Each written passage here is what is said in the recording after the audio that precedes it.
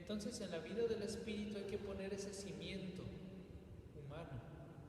Cristo fue verdaderamente humano, verdaderamente divino.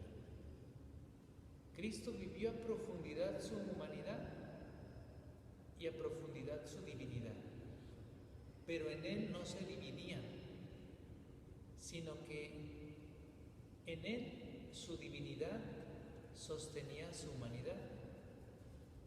Pero con respecto a nosotros, lo que va a sostener o sustentar nuestra espiritualidad es la humanidad. Aunque siempre somos sostenidos por la divinidad, porque Dios es el que nos da la fortaleza. Su fuerza es nuestra fuerza, su luz es nuestra luz. En su luz vemos la luz, como dice el Salmo 36. ¿Sí? ¿Más o menos? ¿Va quedando claro? Y decía que las características propias de la paciencia es la dulzura, la suavidad de espíritu, la confianza en Dios. Porque eres paciente, sabes que Dios te sostiene y confías en Él. La mansedumbre, el autodominio, ¿sí? Todas esas características de la paciencia vienen como a dar una luminosidad profunda al alma, ¿sí? Ha de ser una de las virtudes que adornan el alma.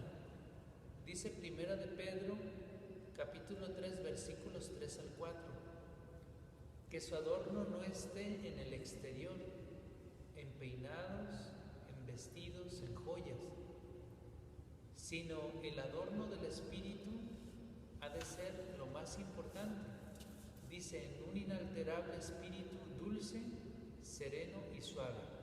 Eso es lo que es precioso ante los ojos de Dios. Dios no se fija en cómo andas vestido o cómo andas adornada exteriormente o adornado, sino Dios va a algo más profundo, al espíritu, porque para Él lo más importante es la vida del espíritu. Si cuidas la vida del espíritu, también cuidas la vida del cuerpo. Dice Primera de Samuel 16:7, Dios no se fija en apariencias, sino ve el corazón. ¿Y por qué digo que cuidando la vida del espíritu y dándole respiro al espíritu, también el cuerpo florece? Porque cuando el alma está apachurrada, que no tiene vida, también se manifiesta corporalmente, ¿sí? Más o menos, ¿vamos bien? ¿Hasta aquí alguna pregunta? Pues vamos bien, ¿verdad? Fíjense bien lo que dice la Escritura respecto a esto que estamos hablando. Ahí en Proverbios 14:30, un poquito más adelante, porque estamos en el versículo 17, dice, un corazón tranquilo es vida del cuerpo. La envidia corroe los huesos. Es decir, dependiendo lo que hay en el alma, es lo que se reflejará en el cuerpo. Además, la sabiduría ilumina el rostro, transfigura las severas facciones de una persona. Eso lo dice Coelet 8:1, ¿sí? O Eclesiastés, que es lo mismo, ¿verdad? Y también tiene con respecto a esto otra frase en la Escritura, en este mismo libro de Proverbios, en el capítulo 15 y en el versículo 13. Un corazón alegre anima el rostro, corazón apenado abate el espíritu. ¿Sí? Dependiendo del corazón que haya en una persona, es lo que se manifestará al exterior.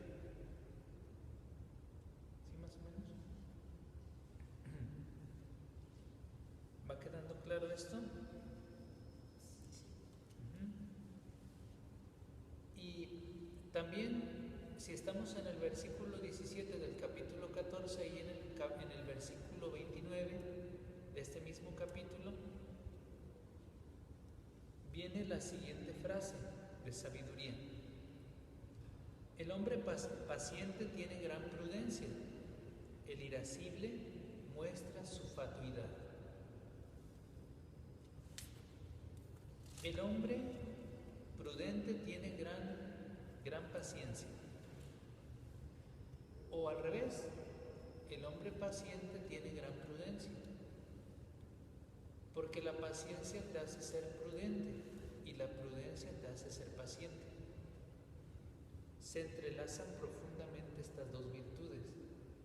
Una virtud es cardinal y otra virtud es muy espiritual, como es el caso de la paciencia. La virtud cardinal es la prudencia. Son 4 virtudes cardinales, como ya lo mencionábamos hace algunas ocasiones, ¿sí? Pero el que se deja guiar por la ira, por el impulso instintivo, muestra su fatuidad. ¿Qué significa fatuidad? Su superficialidad, su vacío interior, podríamos decir, su manera de ser arrebatada, ¿no? Y por tanto provoca muchos males. Entonces muestra su fatuidad. Pero en cambio, el hombre prudente sabe cómo actuar, ¿sí? Cómo intervenir y en qué momento hacerlo, cuándo y dónde. ¿Más o menos? ¿Queda bien? Pues ya nos faltan 18 minutitos, ¿verdad? Ya vamos ya. Falta menos. Sí, ya le falta un poquito menos de sueño. Sí.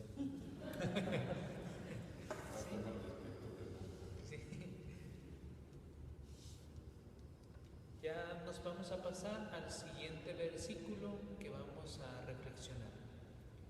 El siguiente versículo lo centramos en el 33. Capítulo 14, versículo 33 del libro de Proverbios.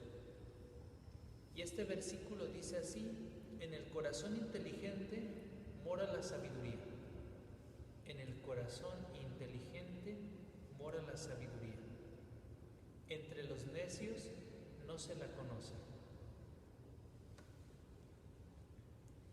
¿Y cómo podemos entender esta expresión que me parece muy completa?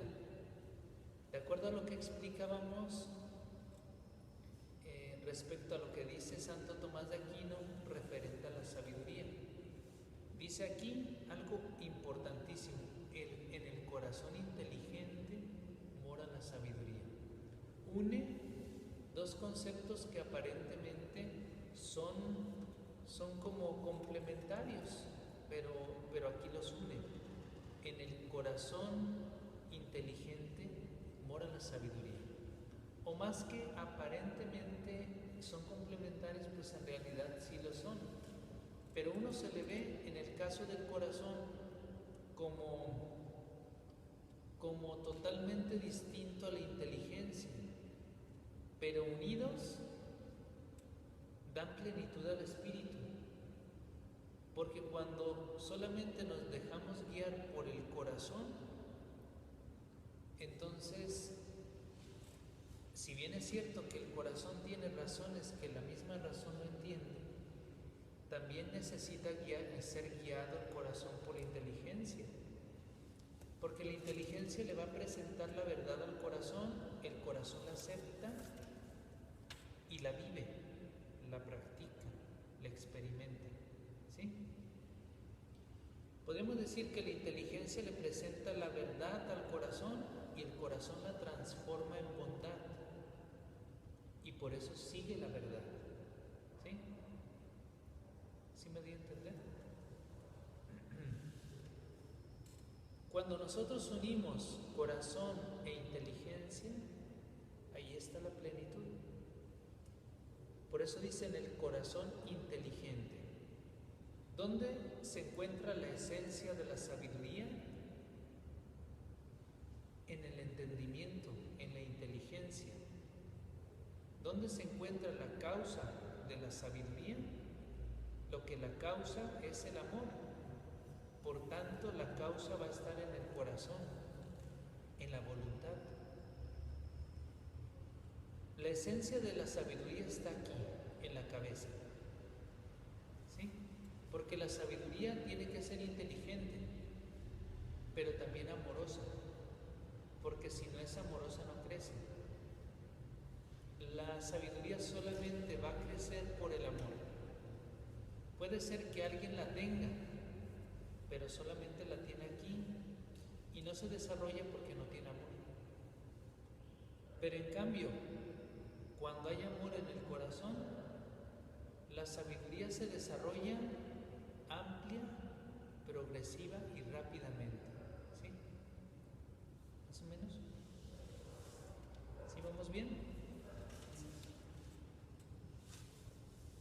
Un corazón con inteligencia ordena el afecto hacia lo celestial y divino. Un corazón con inteligencia. Porque la inteligencia va a ordenar. Por eso muchas veces se le ha visto a Dios solamente como inteligencia creadora y ordenadora del mundo. Pero Dios es mucho más que eso. ¿Sí? Dios sí ordena por su sabiduría, pero Dios crea, redime, santifica y en sí mismo es amor. ¿Sí? No podemos reducirlo a Dios solamente a aquel que crea, organiza y ordena el universo y se desentiende de él. Dios sustenta el universo con su mano poderosa. Siempre está atento en su providencia. ¿Sí? Dios es infinitamente inteligente. Dios no tiene, podríamos decir, razón. Dios no tiene razón, porque la razón sigue un proceso de pensamiento.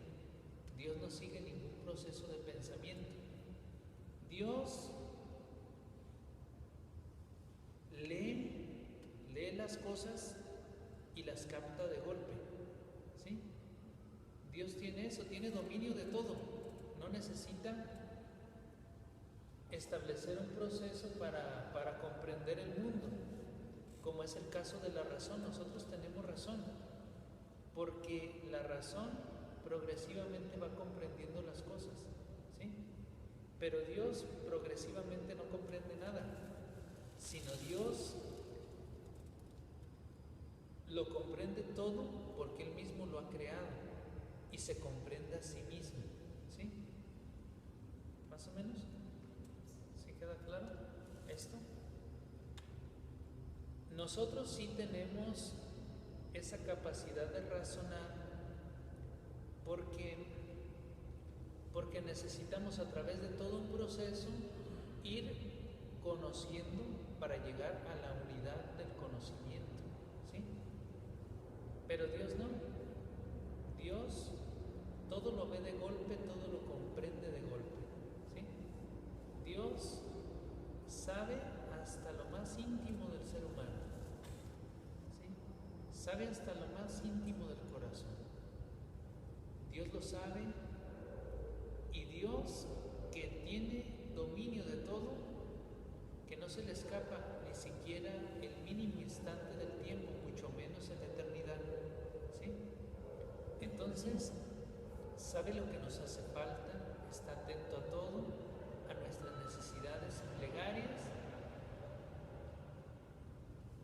y sabe en qué momento actuar, en qué momento intervenir.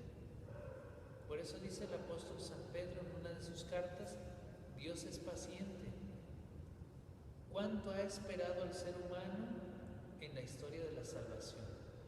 ¿Cuánto tuvo que esperar Dios para que llegara la plenitud de los tiempos y enviara a su Hijo? Pero también podríamos decir que 1000 años para Dios es como un día, y un día como 1000 años. Eso es lo propio de la eternidad. Por eso Dios vive en un continuo presente. ¿Sí? A la vez que Dios vive en un continuo presente,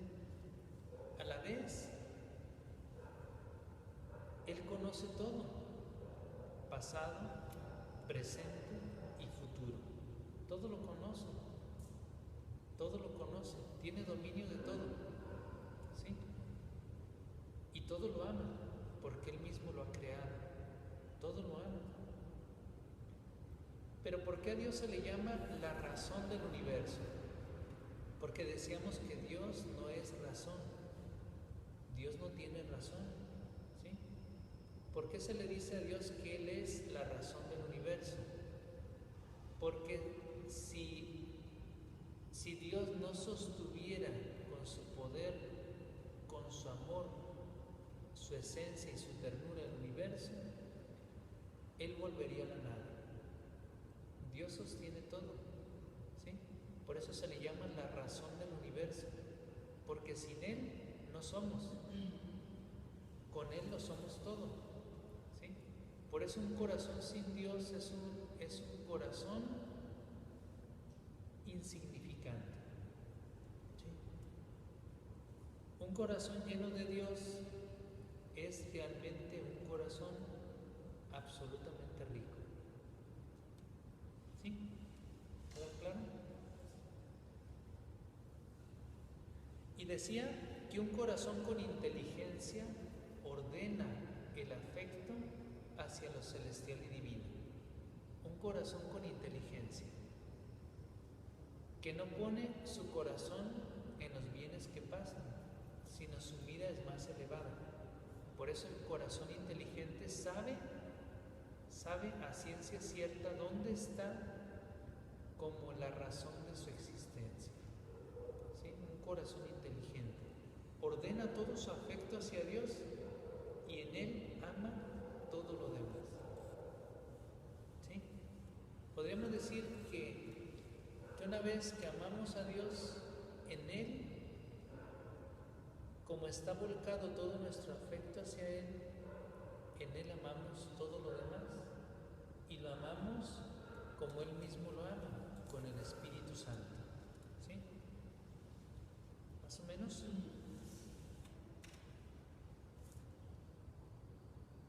La inteligencia en el corazón entra en el centro del misterio y se une a Él.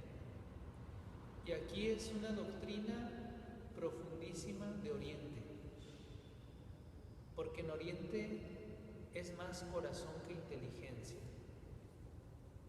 pero también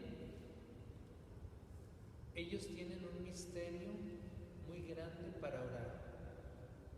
Dicen, guarda tu inteligencia en el corazón y verás con los ojos de Dios.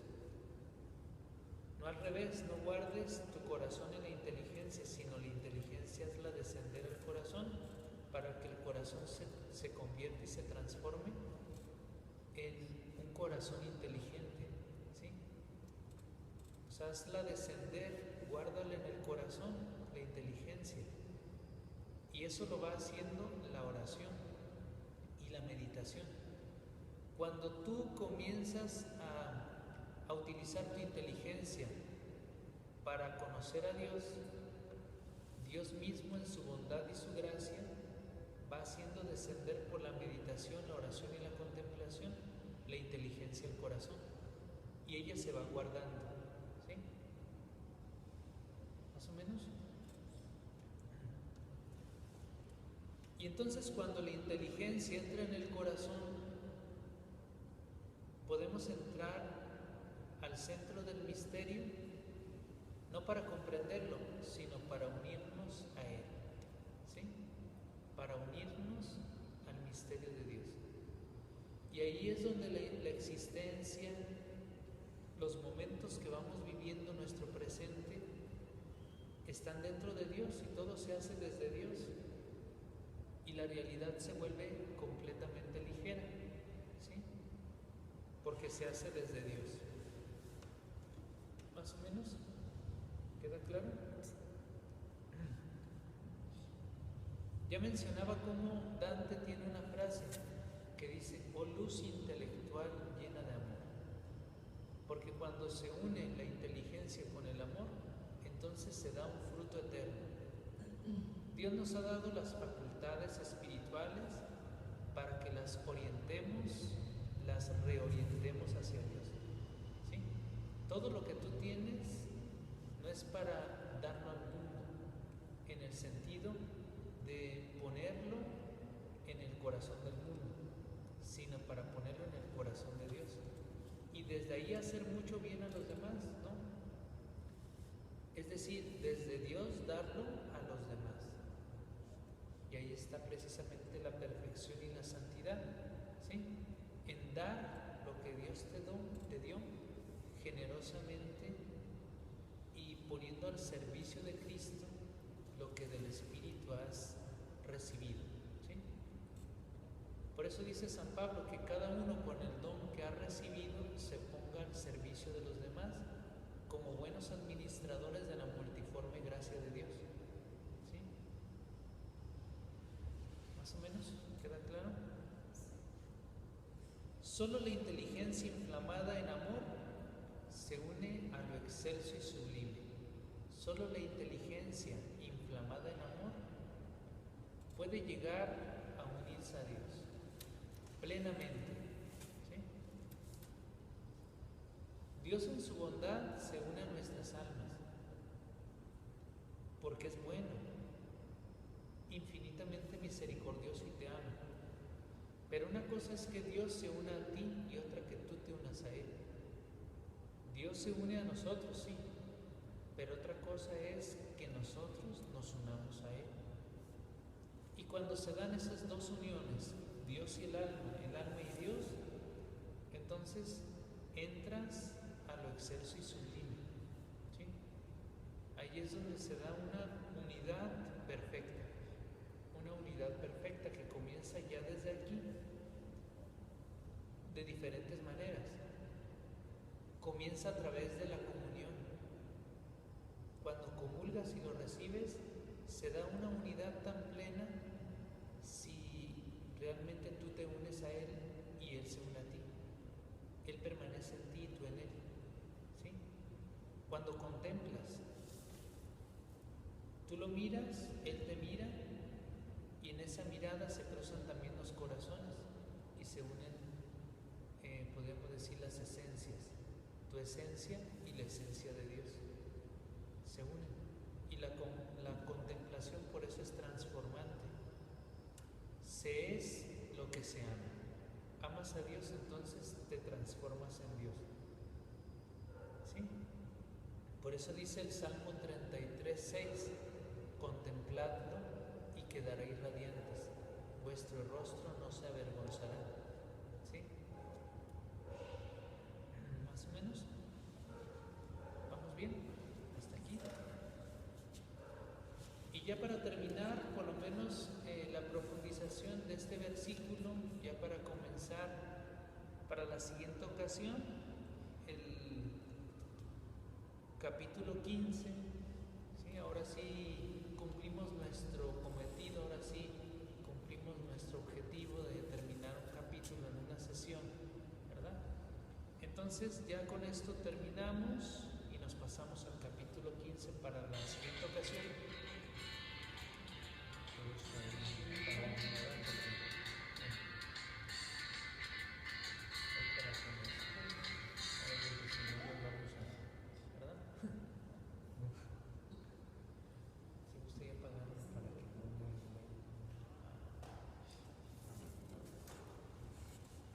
Sí.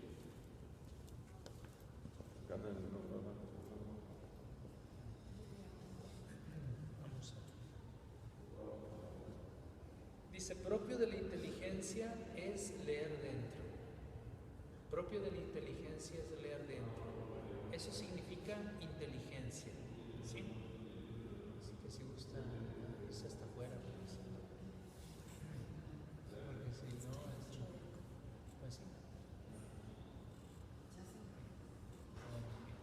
Porque aquí se escucha y luego tiene la voz bien fuerte, ¿no? Entonces mejor ahí afuera y menos en el templo, ¿verdad?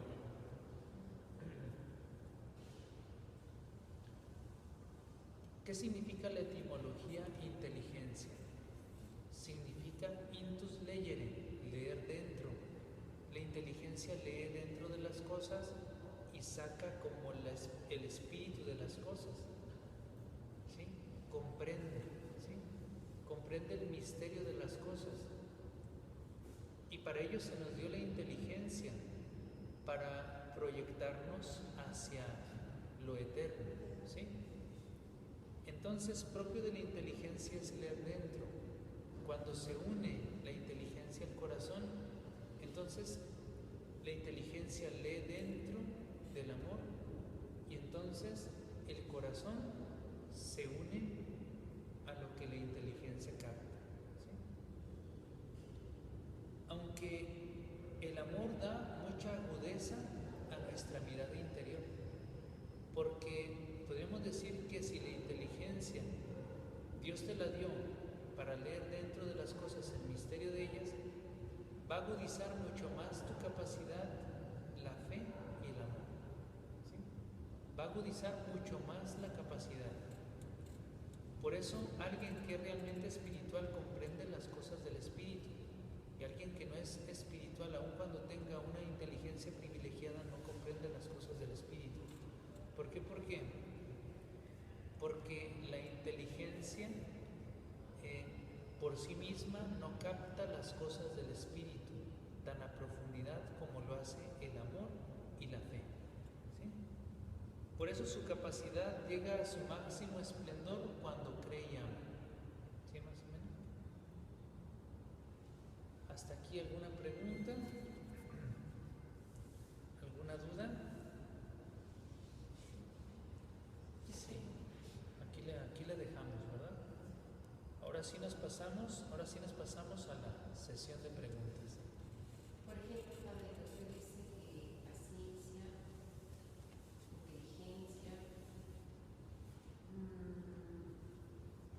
pero poniéndolo en la vida cotidiana, cuando una persona ha sufrido muchísimo, una jovencita, abandonada por sus padres, entra a trabajar, apenas está en la cumbre en su trabajo, está siendo feliz, sale de su trabajo un día, la levantan, se la llevan. ¿Cómo la asesoraría usted para que ella vuelva otra vez de nuevo a tener paciencia, a tener amor a los demás, a creer en ella, a creer en Dios? Por medio de la oración, si ella no quiere creer, ¿cómo le ayudaríamos?